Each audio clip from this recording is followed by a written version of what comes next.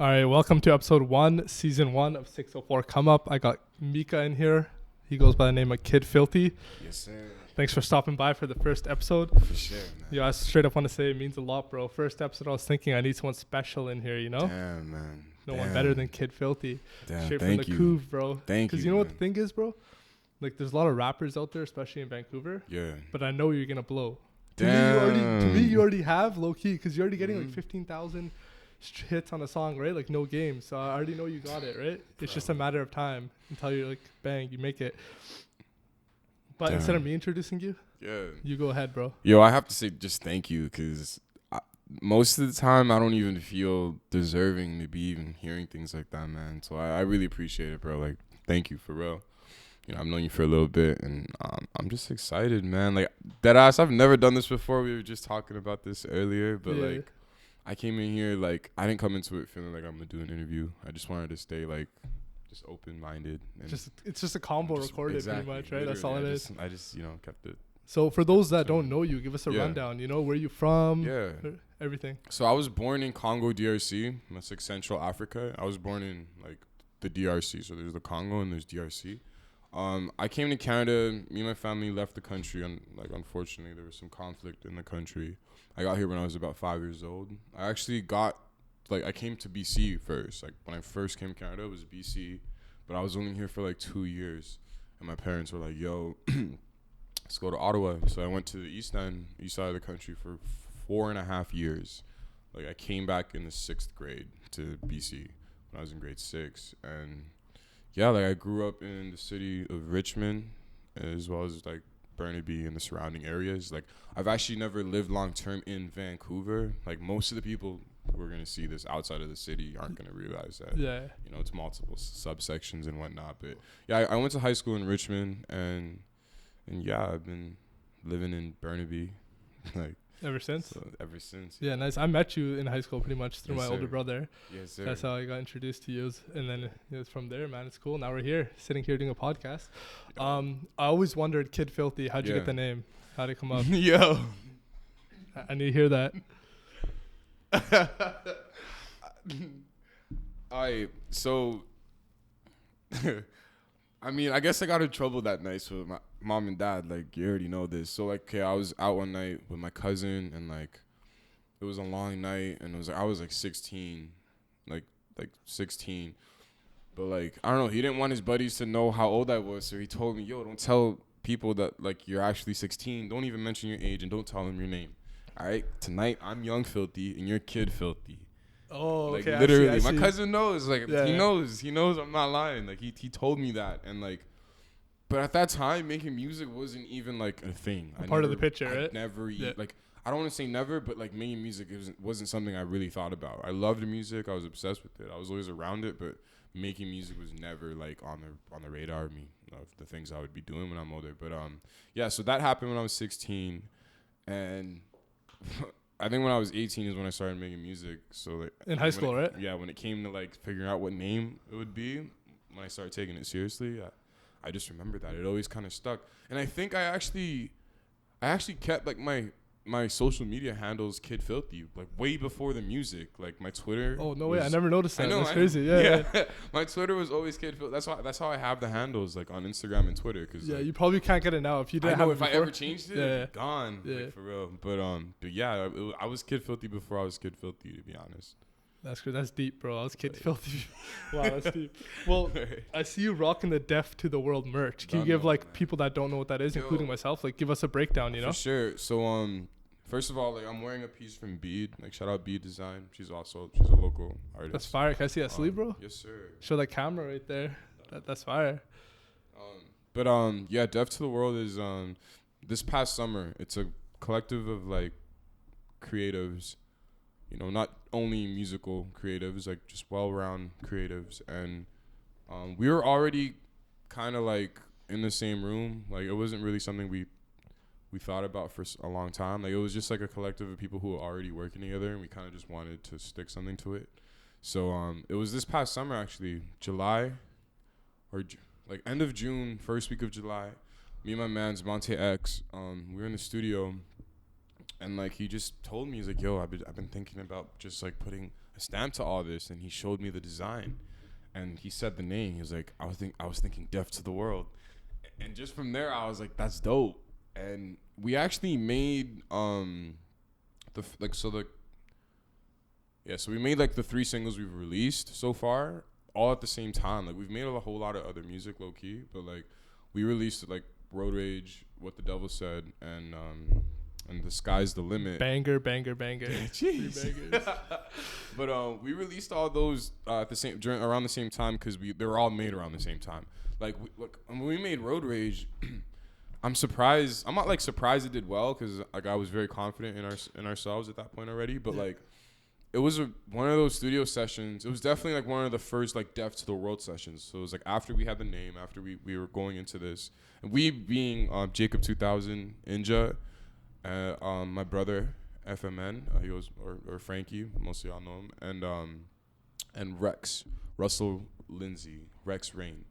So yeah, we all linked up for a session, and like we just went into it kind of just blind. And when we did those tracks, we kind of pushed them aside. We just thought it would be just added to the list of all the demos we've already made. So like, I don't know, I was really surprised when it actually came out, and it ended up doing really well. There was actually a whole lot of post-production for it though. So like at first when we made the demo for Road Rage, and we thought it was just another demo, it didn't really sound anything to what you guys actually heard. Like the original Road Rage, like we'll probably release it one day just cause, but like it doesn't sound like anything. Yeah. Well, I don't want to say anything at all, but like it definitely is. It sounds like 2 different songs. Yeah. So like there was a whole lot of work after the fact. So like and I'm just really proud of the guys because it was. And yeah, I Lord mean knows. that's smart because you guys all got your own individual following as well, right? Yeah. So when you bring it together, united like that, everyone will, Deaf to the World. They know what's up. I know you guys got your own Spotify on there as well. Yes, sir. Going, which is kind of smart. I just saw today the playlist you guys got on there of all you guys' kind of music in there, right? Exactly. That's cool. I saw Monte X. I've been listening to him because I heard of you, right? Word. And then I found Deaf to the World. So it's all a big circle of just content, bro. It all comes down to the content. It's cool. Yes, sir. So now, like, it got me thinking, like, team, bro. Team is the biggest thing. Who you got on your team, right? So, like, finding all these creatives, it just happened kind of naturally, right? Like, you guys just... Yeah, so, these are the things that kind of give you peace when you're doubting everything. When you look around at how everything came together, like, I met Nathan, who produced, like, Money, and he's also produced Road Rage and, like, a whole lot of other things I've made.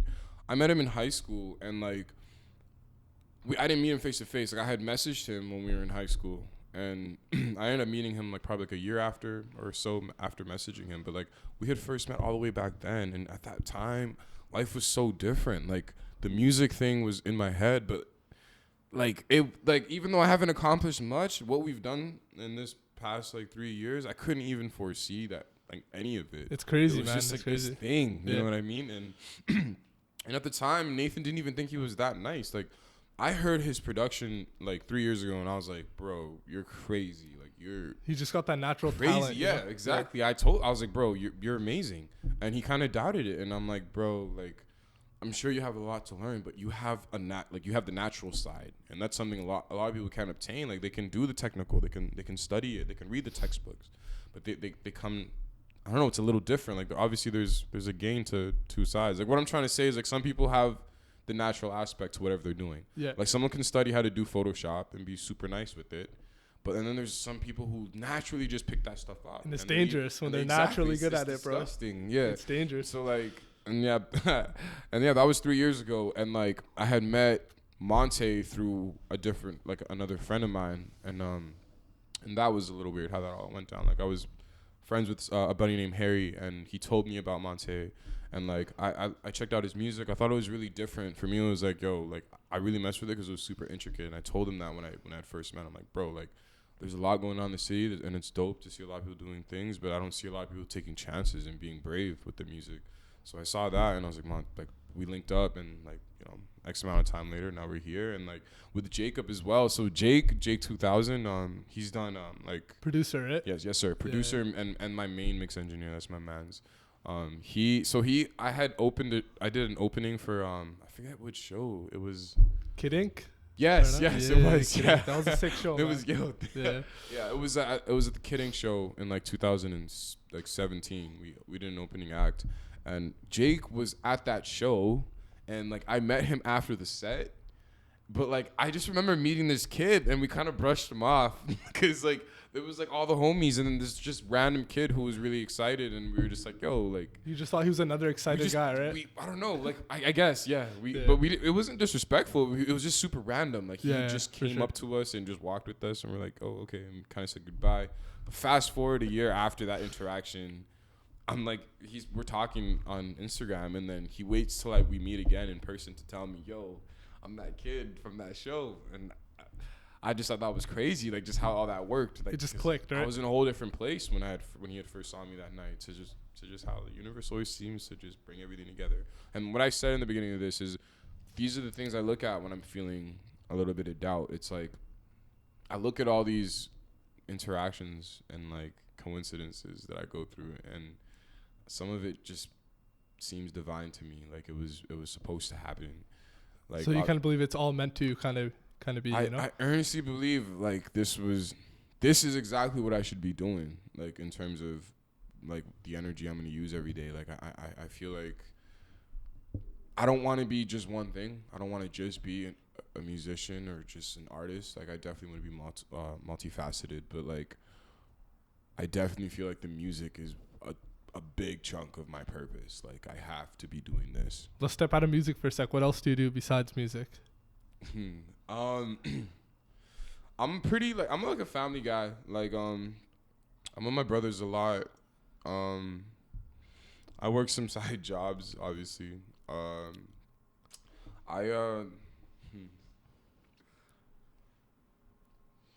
honestly, I caught you off guard with that one. Right? you did, but like I've been trying to like exercise just for my mind and body, and like very recently going back into like just reading, picking up some novels. But like to be honest with you, at this very point in my life, the music is a big chunk of my day. Like I am putting a lot of my time right now into the music.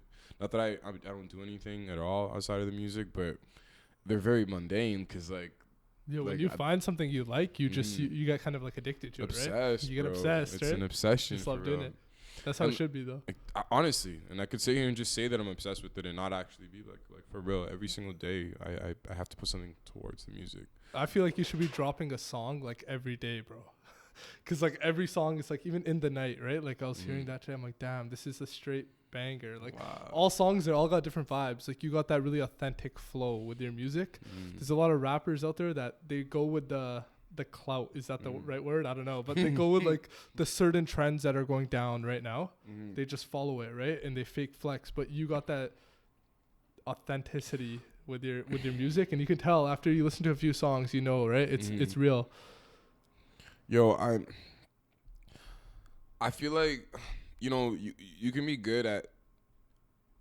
Okay, I don't want to use the word faking, because like I feel like we all put up a front to 100%. Some extent, but like I just think if you're trying to make music that's gonna be bigger than you, it just, the source of it can't be that. It can't be the fugazi. Like it can't be things that, you know, obviously I can write a metaphor about something I haven't literally done, but like it can't be to the point where I'm trying to live out something I'm completely not. It'll only last so long, exactly. Right? And like we've seen that over and over through like just history. Like it's, at some point it just starts to leak, you know? It exposes itself, you know? Like shout out to J. Cole. What's done in the dark will always find a way to shine. Like that line right there, fam, has kept me from doing a whole lot of things. It always clicks back to you, right? And you think of that? It always, all the time. Anytime I'm in a position where I'm like, if I make this decision, is it gonna like come back in a negative way, like X amount of time from now? And anytime I feel a yes, or anytime I think about that lyric, like I try my best to divert myself from doing that. Like, and that goes like throughout a whole lot of different things with life. There's got to be some times where like you're not feeling it, like, oh, should I be recording this, that? Or there might not be times like that, but like what keeps you motivated, you know? What keeps you going to your next song, to the next session? Bro, honestly, I feel like every artist, you're never done. You know, you're never finished with something. And for me, it's like every time I do a song, I'm almost like upset because I kind of want to stay in that trance forever. It's like when I write a song I'm proud of and I know it's a good track, it's like it's very discouraging to know I need to finish it and put it out.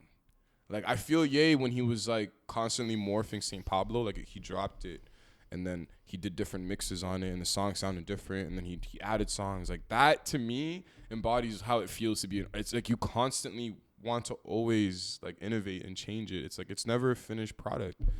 Cause like I feel like if you people always ask me what am I trying to do with the music. I'm gonna say this on camera. I'm definitely trying to be like one of the biggest artists ever, but I'm also trying to just make a positive impact on as many people as I possibly can. And I feel like to do that, to put that kind of energy out is gonna be taxing.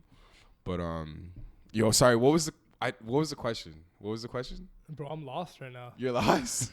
Oh, you said the what motivation. What keeps me motivated? What keeps you going? What keeps you going when you're not feeling going? We could talk for hours, I feel like, man, like 20 hours. What keeps me motivated? Yeah, so like I was talking about how songs never feel finished and whatnot. But what keeps me motivated, bro? Honestly, my father. I get a lot of this music, if not all of it, from my dad.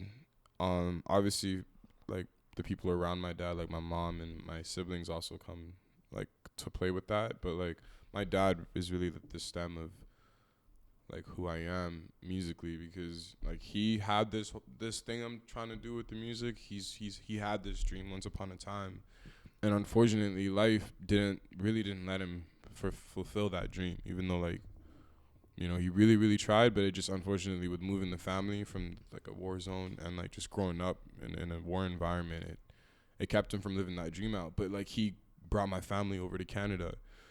So like I feel like that's the equivalent to me trying to do this music stuff like in Canada, because like you literally left. A whole lot of people thought my dad couldn't take his family to the West, but he did it. And for me, it's like, if he did that, like I have nothing to fear. It's almost like that's probably a little harder than to make music in 2019. Like leaving a country like that, like that's probably way harder to do than do this. So for me, like what keeps me motivated is like my family. What keeps me motivated to make another song after I feel like I have nothing else to say is, I guess, just my obsession with this. Like it's Nathan said something to me. He was like, I make music regardless of the state of mind I'm in. He was like, it was like 10 hours deep. We're in a session and 10 hours deep. That's no joke, Nate. You could tell them 10 hours deep. When we were mixing Road Rage, we literally had like 13, 14-hour mixing sessions. No joke. We're 10 hours deep. Jake's like asleep. No lie. Jacob fell asleep. We're all tired, but Nate's still mixing. And he's like, man, I'm hungry. I'm like, bro, we can stop this and you can get food right now. Like, I'm sorry. I didn't know you didn't eat, whatever. And he was like, nah, bro. Like, when I'm hungry and I'm making music, I'm just going to make music that came from hunger. Like, I'm going to be hungry and make the music. Me making music and me being hungry, me being angry, me being depressed, me being discouraged are all, like all of that are separate from the music. So for him, it's like if I'm discouraged and I'm making music, I am just making music while I'm feeling discouraged. There's no such thing as I can't make music because I'm discouraged. They all got different vibes. Exactly. Too, right? Yeah. Like the music, for him, it's like it's a must. It's a law. Yeah. Music, like, man, like the music is literally a law. It's like a science. It's like a scientific law in his life for real. like everything he does encompasses the music. So I had to get myself into that mindset. Like, on my days where I feel like this is impossible, I have to somehow use that as some kind of like some kind of juice for the music. Like somehow, some way. Like I will drag myself. There's times where I've dragged myself to the studio. I know like I ain't trying to go. I ain't feeling it. I feel blank. Writer's block, anxiety, all that. There's times I have those moments, but when you see your team grinding too, it kind of pushes you too, does. right? Like, let's go. I'm not alone. You can't do this alone, man. Yeah. Back to what you said about having a team. You can't do this alone. You really can't. Like, once upon a time, I thought I could do it alone. Honestly, like I thought you need a team with you. You do. 100%. Like I respect niggas like Russ. I respect like people who really do like who have done a big part of it alone. But even those guys know they didn't do it alone. Like for sure they mixed their own music. For sure they pushed their own songs, mastered them, produced them, wrote them, etc. But there's always the outside. Like who's making their merch, right? Exactly. They're not making it alone. They got a team. Who's believing in you. Exactly. Or who's trying to listen to you. You know what I mean? Like those people are not your own doing. Even though like I made this song and I mixed it and I mastered it, it's always gonna come down to the listener. You can't be in control of somebody. You know what I mean? You just release it and let it go, right? Exactly. You can't do it alone. You gotta let the universe happen. Because when you try to control every single piece of it, man, that's when it just. I'm sure you could kind of find a way, but I don't know. I feel like it's a little bit more flavorful. Yo, even with this podcast, I was thinking, okay, I need everything perfect before I release. But no, just push it out there and let it go, right? Exactly. It's better to just push it out there and just let the market decide what's going to happen with your work rather than trying to perfect it and then getting upset when it doesn't go the way you wanted it, right? Exactly, just push bro. it. But like when you're in the studio, this is what I always wonder. When you're about to record, do you like to listen to a beat first and let that inspire you on the lyrics? Or do you have lyrics that you kind of go with and then you match a beat to that? How do you record? What's your recording process, you know? That's actually a good question because I think like a lot of artists today would tell you like it doesn't exist. It's like I've literally written songs like in the moment. Like a beat gets put on, 10 minutes later I'll write a song and the song's done. Like no lie, Road Rage, like we wrote some of those songs like Road Rage and like The Sky's the Limit like in 10 minutes, 15 minutes. Like the beat went on, we wrote it all, did all the work after, but like the writing aspect was really quick. But then there's days where it's like, or there's some projects or songs where, it's hard. Like I sit on a song for like a year. Like I sat so it really depends, right? It really depends. It really does. Or like I've done like my song Money. The one I did with Nathan, I wrote that song. Like Nathan can tell anyone this who doubts it. I wrote that whole song and the melody and everything with no beat. I literally recorded the whole song. I told Nate after we finished working on another song, I was like, yo, I want to make another song, but like I don't have a beat for it, bro. But like, can we record all the vocals? So I recorded all the vocals, the whole song, and this guy built the beat around my voice. So there's days where that's happened, where I already have the song, but I don't have nothing. And like, it's hard to like, you can copy and paste verses and whatever, right? But it's when it's a song that I really, really want to get down right, it's really hard, like to come to someone and be like, yo, I need you to make something around my voice. So like the creative process really, it shifts every day, man. I feel like I'm a very sporadic person too. So like, and I'm also like, my mood really depends too. I can't lie. I try to not be like in my head, but it happens. It happens. Yeah, it's natural. It definitely sometimes it can get at me. Like if I'm not in the right headspace, like I'll still try to make music. I'll still make some music, but like it'll just be something I'm definitely gonna scrap and just like I won't come back to. I'll give myself the peace of knowing I went to the studio and made a song or whatever, but I know I'm never actually gonna drop that. It's more so just like. What if a year down the road, like you feel it then? Do you save your songs like that, or do you just straight up scrap? Okay, I was like, yo, no, send them to me. I don't hit then, delete. No. I don't hit delete. Yeah, but like, I definitely have like some music that I just I don't know. I just have some music I may never drop. But like, there's those rare moments when I come back to something, but like on my bad days is what I'm saying. Like when my mood is affected. Yeah. And like when my mood's affecting my music, it's those demos. It's usually the demos I'm never really gonna go back to. But even though I made them and I have the practice of making a song or whatever, it's usually something I'm not gonna go back to. Yeah. Build up on it. Is it? So like, going back to like, how your dad sacrificed bringing the fam here. Mm-hmm. There's sacrifices an artist has to make, right? Yeah. Like the reality of being an artist.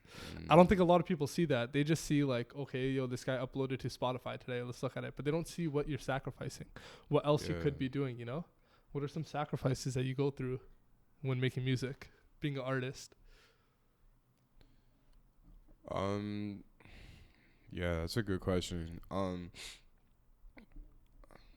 the top of my mind, it's like, yeah, there's some things you really need to give up. One of them being a little bit of your dignity, because you find yourself in some environments, like especially nowadays in the time we live in, where your occupation comes up, like probably the first thing that's gonna come up in a conversation.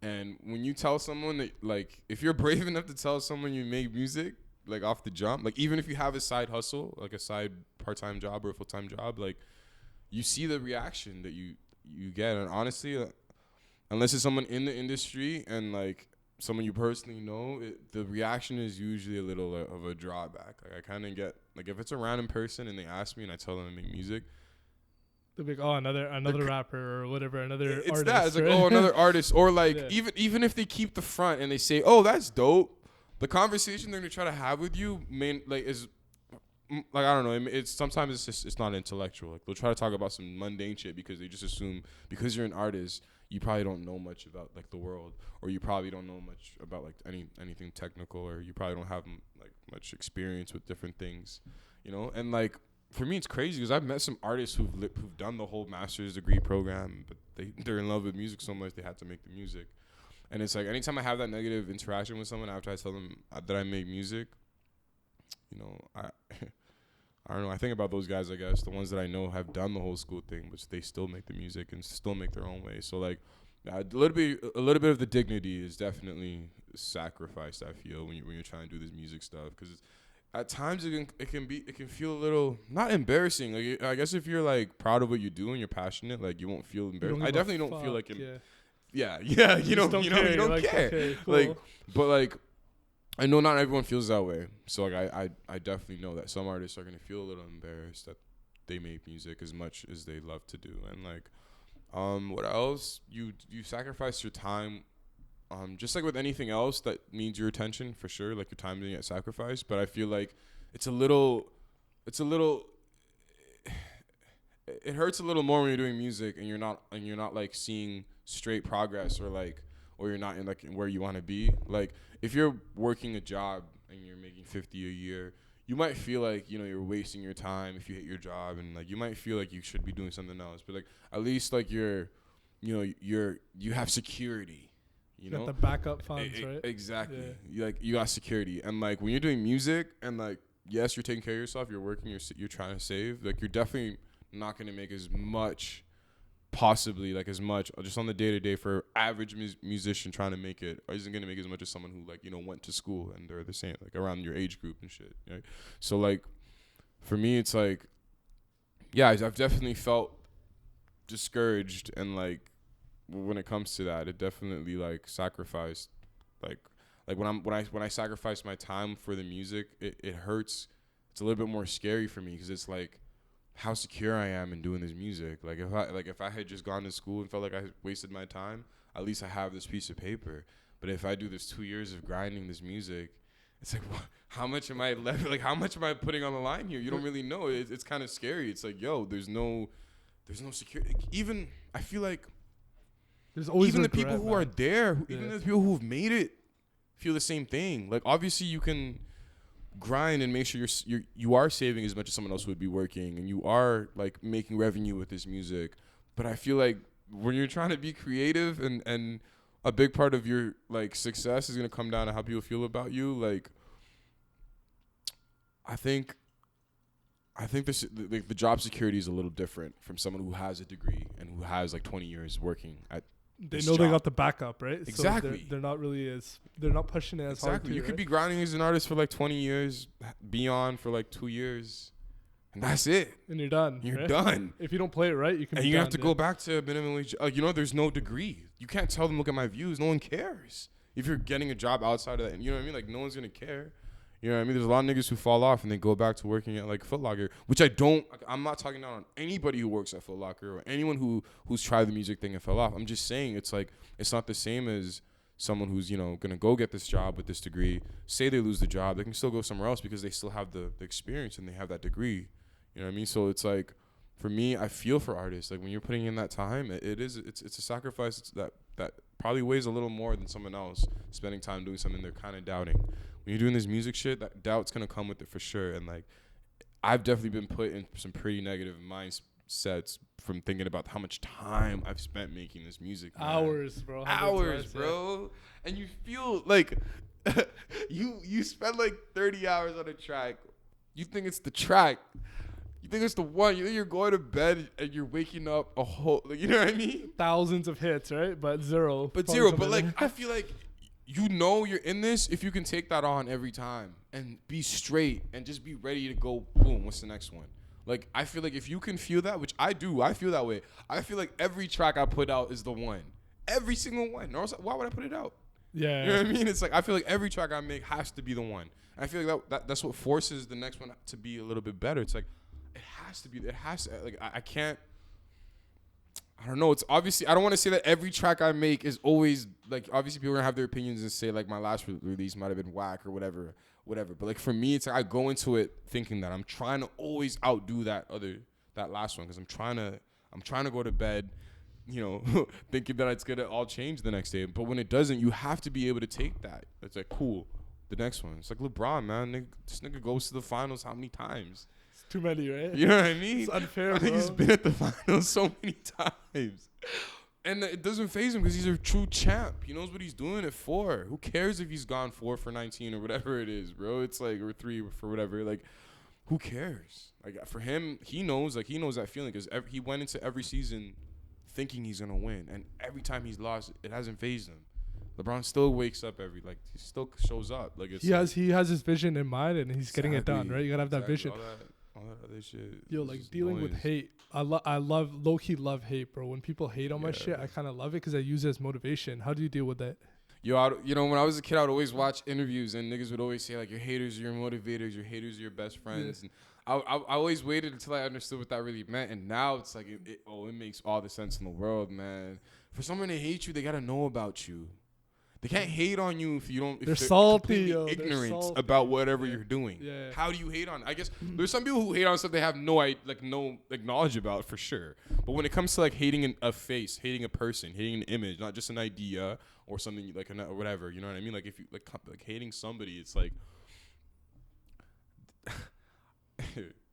you know. Okay, I've definitely hated on things before, right? And I feel like if I look at every time that I've hated on something and if I peel back the reasons to why I was hating it, it was probably because I felt insecure about something about myself. Yeah. I probably thought like I had deserved something that had to do with whatever I'm hating on. I probably felt like, I don't know, like I knew better than whatever I was hating on. Like I felt like anytime I can hate on something, it's because I'm insecure about whatever I got going on inside of me. To be honest, because it just, for me, the hatred doesn't make any sense. It's like, it doesn't make sense when it's unprecedented, I guess. Like, if you have literally no reason to hate towards something, you don't have to like it. But to make the decision to hate it, like, you can make the decision to not care or not even like Something's it. up if you make that decision. You know what I mean? Hate, right? It's like, if you actively hate on something that you have no reason to hate on, you are making that decision to hate. So for me, that doesn't make any sense. I get that people can feel towards somebody extremely negatively for reasons that, you know, we can go over. Like, if someone hurts you, if they kill someone like that, you know, or whatever, you're gonna hate someone. Not that I condone that, but I understand those emotions. But for me, like, I don't want to say I've never, but I don't think it makes sense to sit at home and hate on a whole other human being, like, off of nothing, and like actively do it, like comment and like look at their shit, you know, and go hate on their it. Yeah, honestly, it's not even the comments, man. It's just I'm big on energy, so I feel like if people are speaking evil upon my name, it's gonna somehow disrupt me because I'm gonna feel it somehow. You know what I mean? Like, that might sound a little paranoid, but like, if I'm trying to do this music stuff, and this music stuff is definitely based a whole lot on faith. Like, I try to have the work ethic. I try to have the team. I try to have the vision. I try to have the consistency. I try to all that. But like, I definitely have to kind of go into it without looking at anything else. Like, I have to have faith. And for me, it's like, if I have faith in doing something as big as this music stuff, and I believe in that type of energy, like to actively think of something and like to work towards it and believe that it's going to happen without seeing anything tangible that could tell you that's actually going to happen. If I have that type of faith and understanding, I have to believe in the negative aspect of that.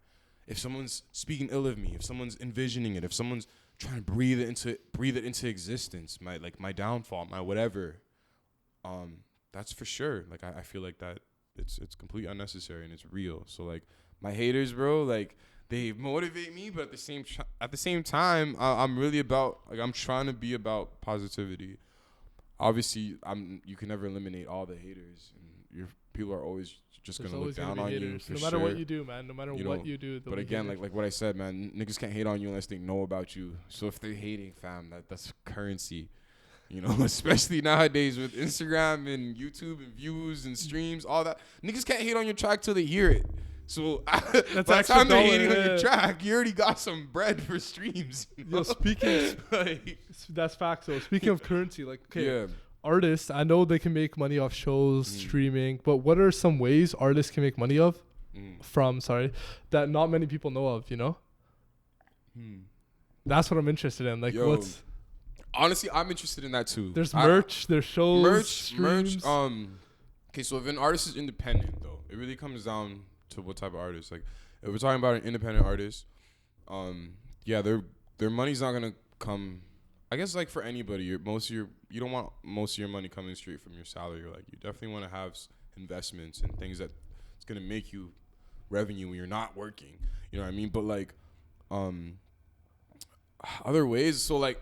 Honestly, there's the shows, there's the streams, merchandise is a big chunk of it, especially if you're doing well, like merch. There's a whole lot of partnerships that bigger artists do. I personally have never done a partnership with anybody, but obviously there's the endorsements. I don't really know completely, to be honest with you, I don't know the ins and outs. I don't know like the hidden... The hidden gems, right? I know there's some out there. I really don't. Like I'm trying to get on that game. To be honest with you, I really am. Like I don't know, but like shout out to niggas like Russ though, and like niggas like anyone who's just trying to teach the next artist like just how to be on properly, man. Like I feel like people are just quick to hate on niggas based on whatever imagery the internet gives them, but like niggas like Russ, bro, he like, he definitely taught me to make sure I always own my masters. And, like, he taught me the importance of being consistent, whether you like his music or not. Like, you can't ignore the things that work. So, like, I definitely want to get on that game, though. Like, but off the top of my head, I just know it's the merch runs, partnerships, endorsements.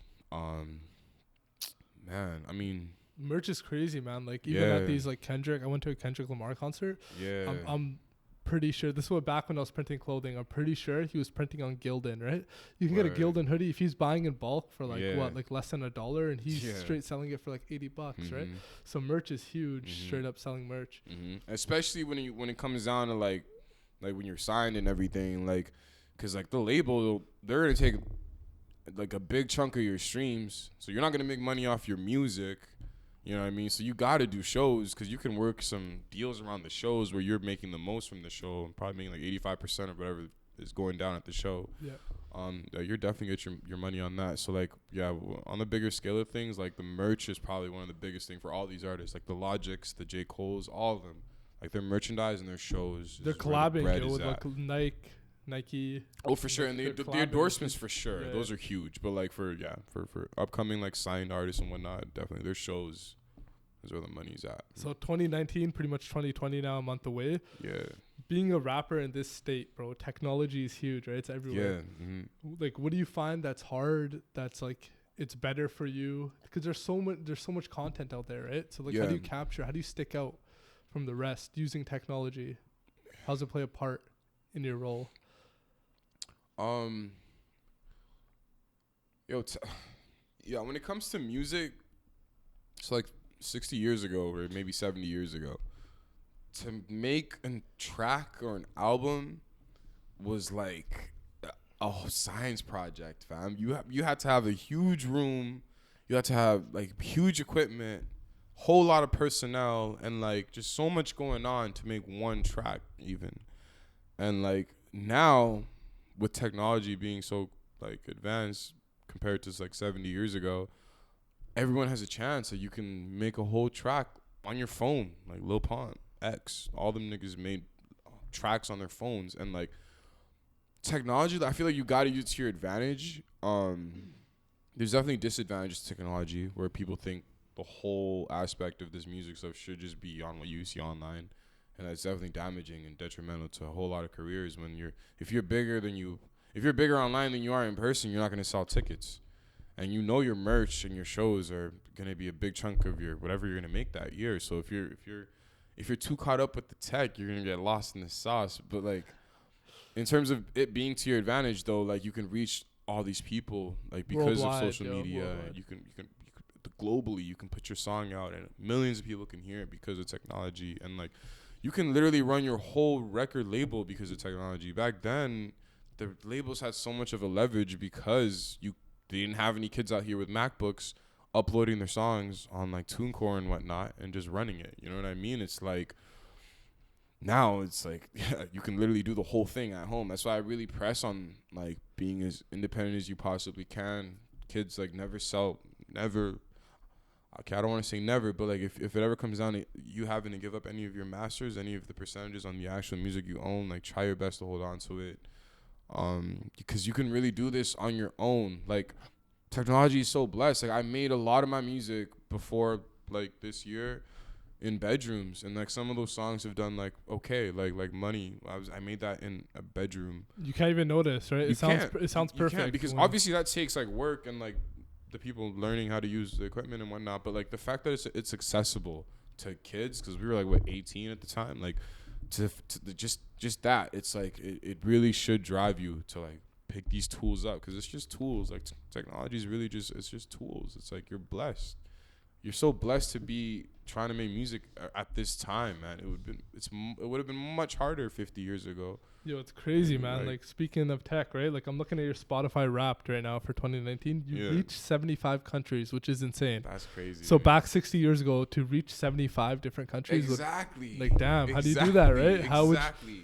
And it would take so much budgeting. Yo, these are crazy stats, though, man. Word, like, thank you, dog. 38K streams. Yo. That's nice. Yo, we come from celebrating 500 streams a year, fam.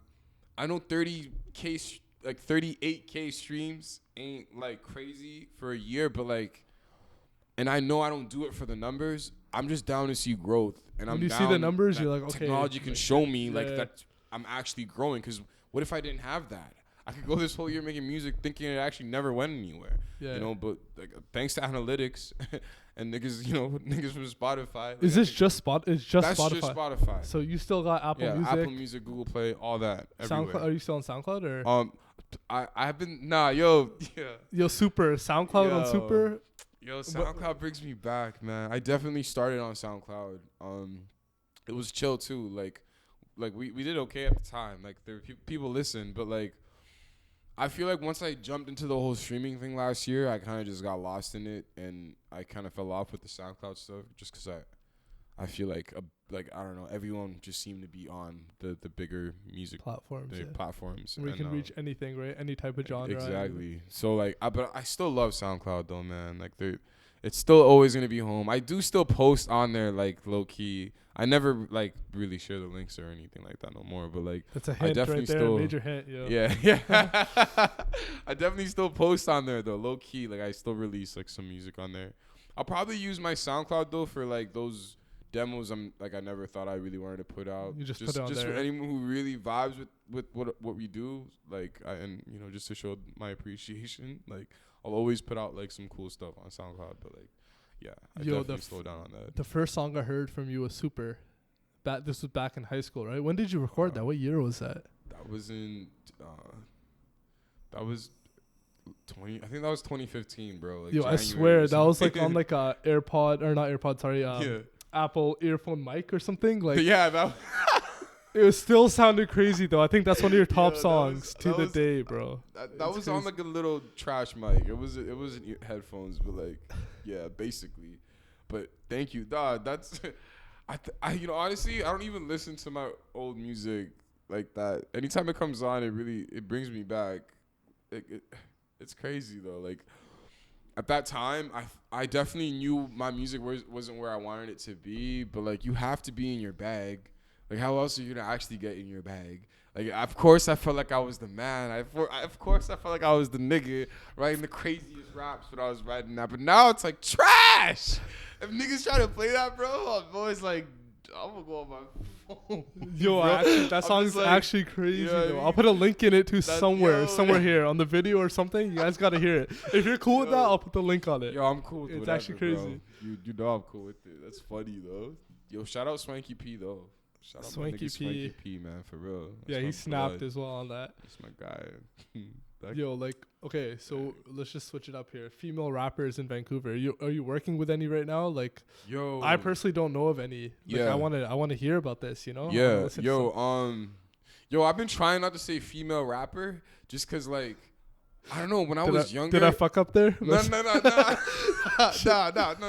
trying to correct you or anything. But I definitely used to say it all the time. But like for me, like when I was younger and I listened to like Missy Elliott, I never looked at Missy Elliott like different, like from whatever else I was listening to. I honestly didn't.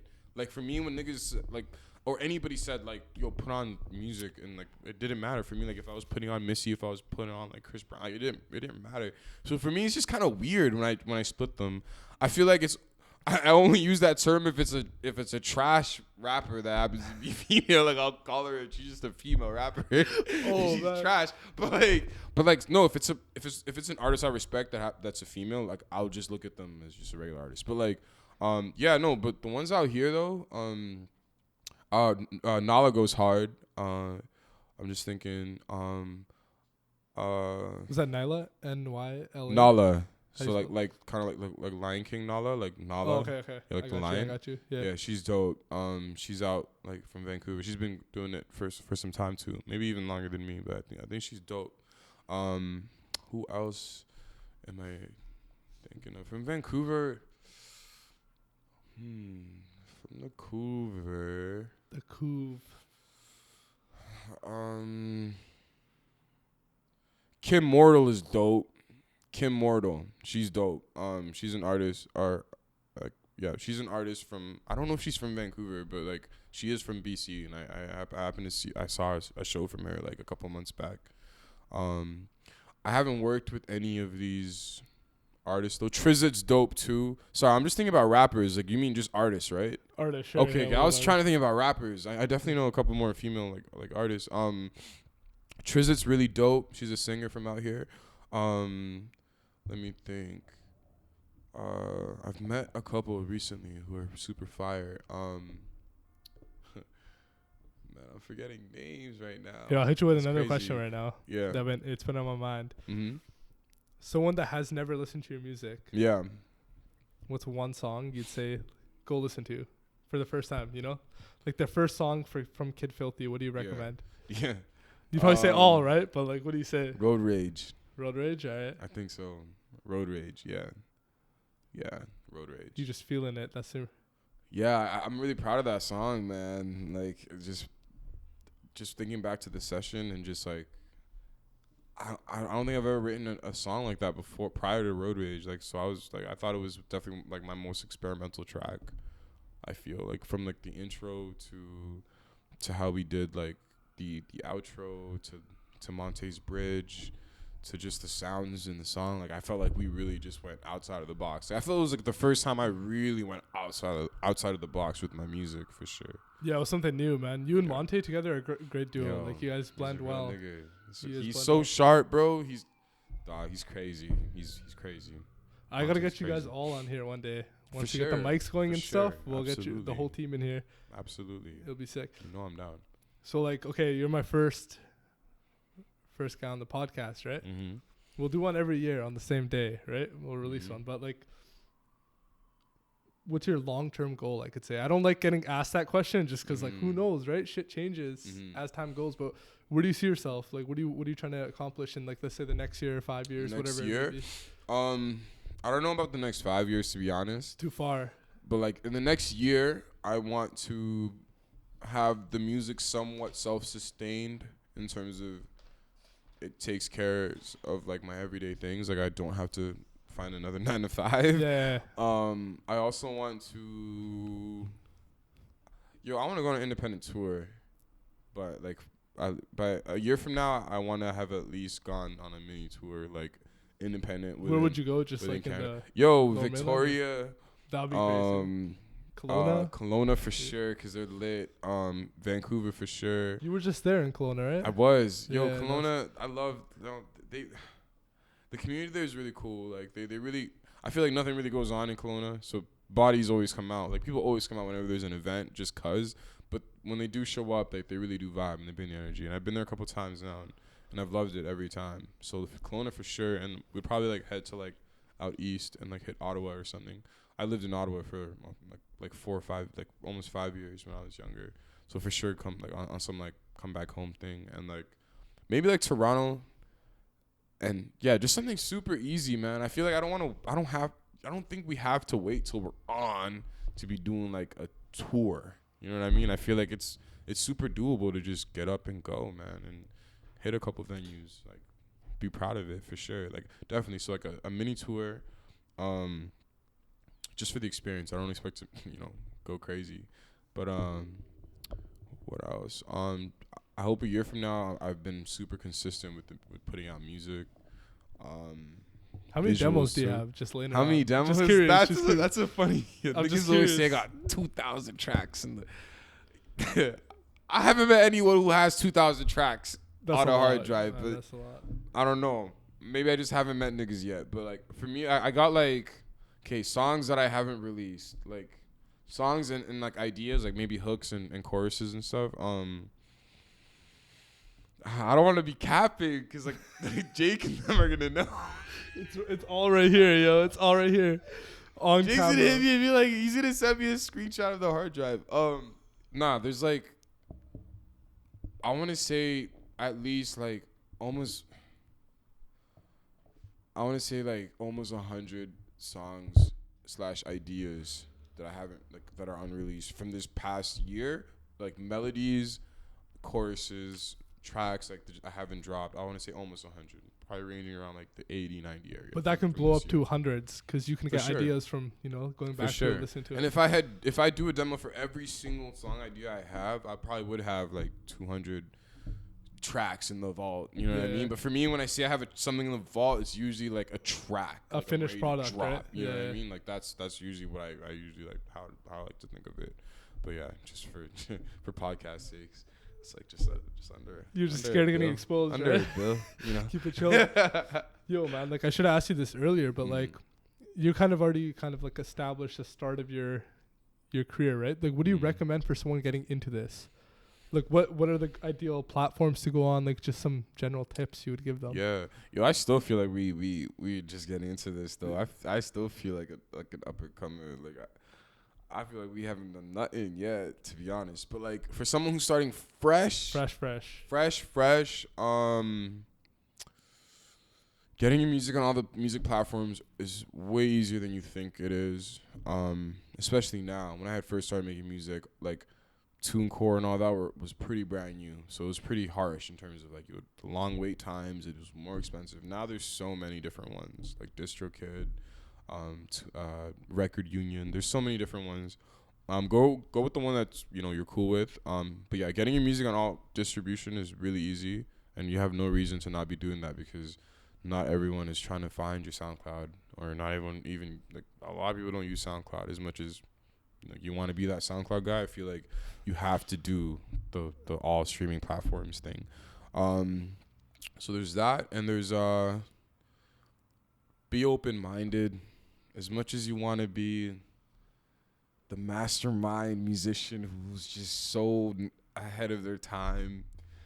You have to be open-minded, and like I say that from a place of learning the hard way. Because for some time, I would definitely collaborate. I would definitely be open to hear like constructive criticism, but like there was still a part of my ego that didn't let.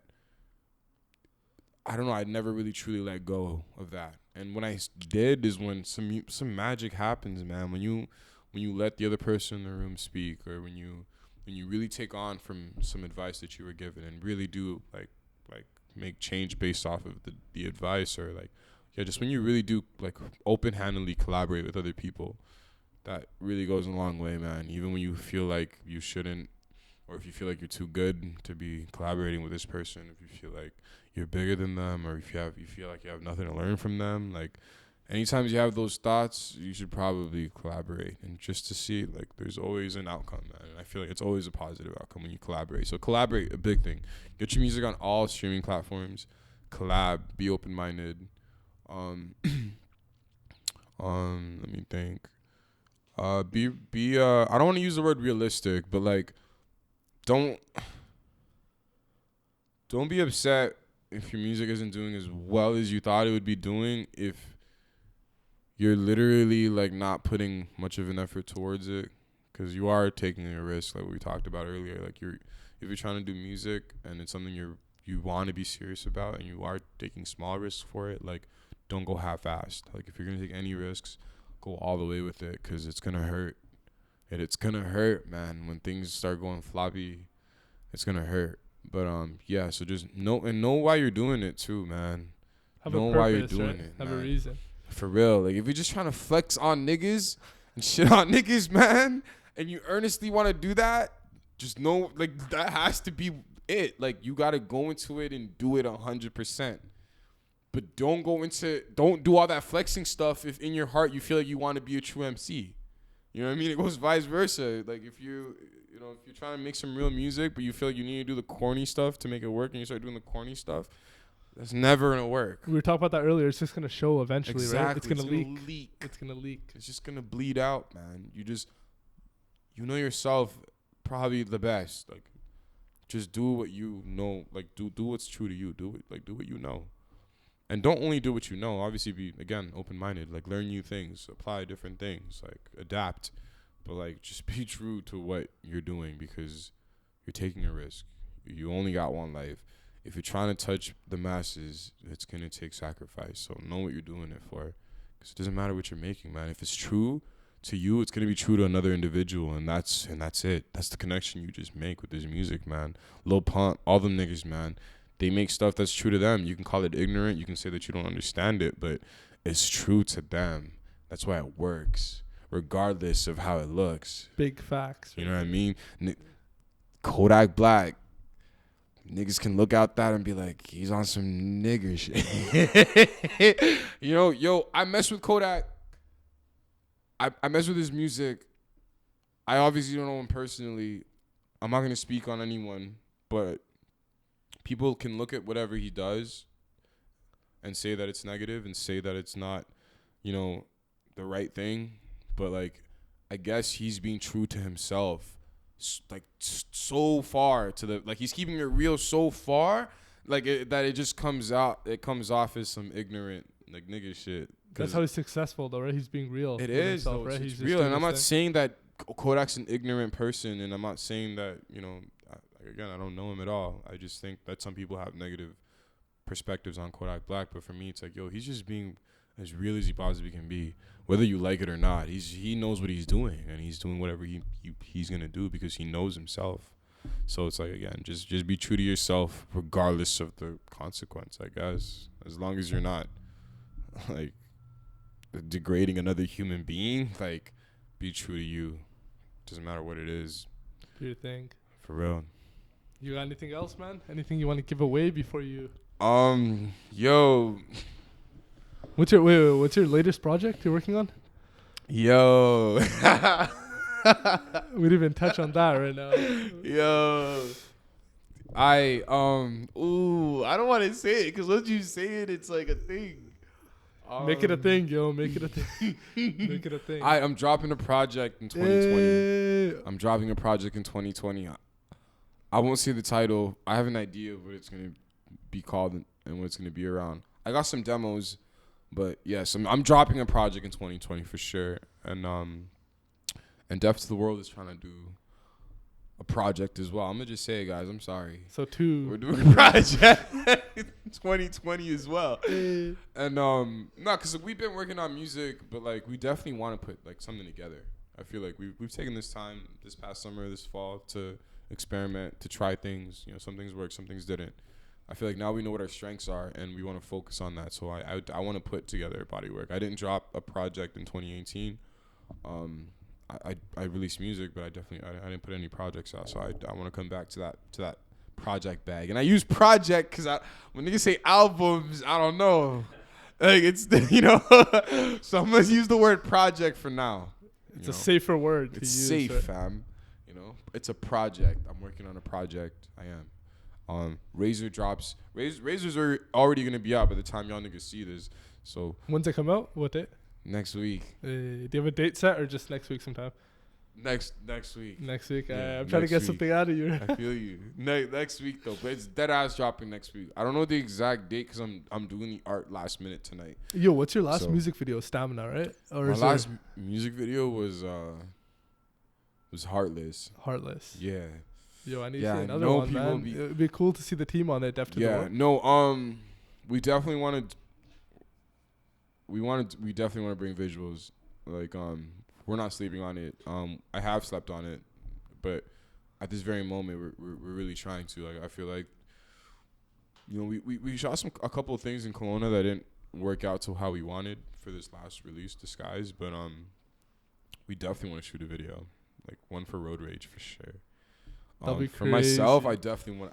2020, man. I definitely want to put out a visual. I don't know how many videos I'm gonna drop. I don't want to put out a number there, but. So we got you on at least one visual. Yeah. 2 projects. For sure. All right, we got you. I'm gonna hold you to that. All right. Yo, it's out. I can't go back. You can't go back. I spoke it. But nah, thank you so much, bro. I've never done this before. Same, man. I'm happy. This is new to me too. I feel like, I've just been trying to put a face to the music, man. I know I've been like off of your phones for most of it. For anyone who actually listens to my music, like I'm just trying to actually come and meet some faces, man, for real. So I'm here, and I'm here to stay, fam. Best believe that. So thank you, man. I appreciate this. Next time you're in here, I think we can do like a Q&A or something. People are gonna have questions, right? Yo, we'll get you in here. I want your whole team in here next time. For sure. Dope. For sure. Do it in 1 year from now. We'll make it special again. For sure. But yo, thank you, man. This is dope. Thank you, man. For real. This has been fun. It's been crazy, man. Damn. It's been crazy. Let's do it. Whoo! Yeah. Okay. That's crazy. Yo, that was a solid first joke.